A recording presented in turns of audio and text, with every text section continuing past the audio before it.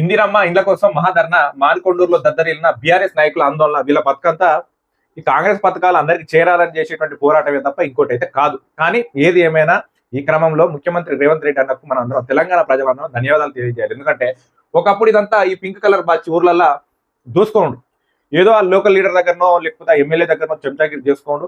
కేసీఆర్ లాంటి నాయకుడు ఏదన్నా దొంగ కాళేశ్వరం లాంటి ప్రాజెక్టులు కడితే దాంట్లో ఏదో లాలుచిపడి ఏదో చిన్న సబ్ కాంట్రాక్ట్ తీసుకోండు, ఆ ఎమ్మెల్యేని జోకుడు, ఊర్లను దోసుకోండు. ఇదే కథ.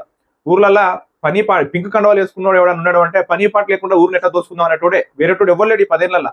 ఎందుకంటే ఊర్లలో ఒక ఇందిరమ్మ ఇల్లు, సారీ ఇందిరమ్మ కాదు కదా, వాళ్ళ డబుల్ బెడ్రూమ్ ఇల్లు రాలే, ఒకరికి రేషన్ కార్డు రాలే, ఒకరికి ఆరోగ్యశ్రీ కార్డు రాలే, ఊరు బాగు చేసే కార్యక్రమం అయితే ఏది లేదు, పేదోడు బాగుపడేది అయితే ఏది లేదు. ఊర్లో ఉన్నోడు దోసుకోండే. వీళ్ళు కేసీఆర్ భూములు దోసుకుంటాడు, రామారావు కథలు, రామారావు ఫోన్ ట్యాపింగ్ చేసుకుంటా బెదిరించుకుంటా లొంగ తీసుకుంటా వాళ్ళు చేస్తారు.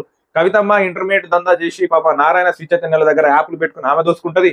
ఇటు సంతోష్ రావు అనేటోడు వాడు లిక్కర్ దందా చేసుకుంటా ఉంటాడు. ఊర్లలో వాళ్ళ కార్యకర్తలు ఎమ్మెల్యేలు ఇట్లా ఊర్ను దోసుకుంటా ఉంటారు. ఊర్లో ఎక్కడన్నా భూములు మిగిలిపోయినా, అసలు భూములు మిగిలిపోయినా, లేకపోతే గవర్నమెంట్ భూములు కబ్జా చేద్దామా, ఇసుక దందా చేద్దామా, ఇటుక దందా చేద్దామా, కంకర దందా చేద్దామా అని వీళ్ళు. ఏది ఏమైనా కాంగ్రెస్ ప్రభుత్వం వచ్చిన తర్వాత ఈ దోపిడీదారులకు ఈ పింక్ కలర్ బ్యాచ్ కి దోసుకోవడానికి అవకాశం లేదు.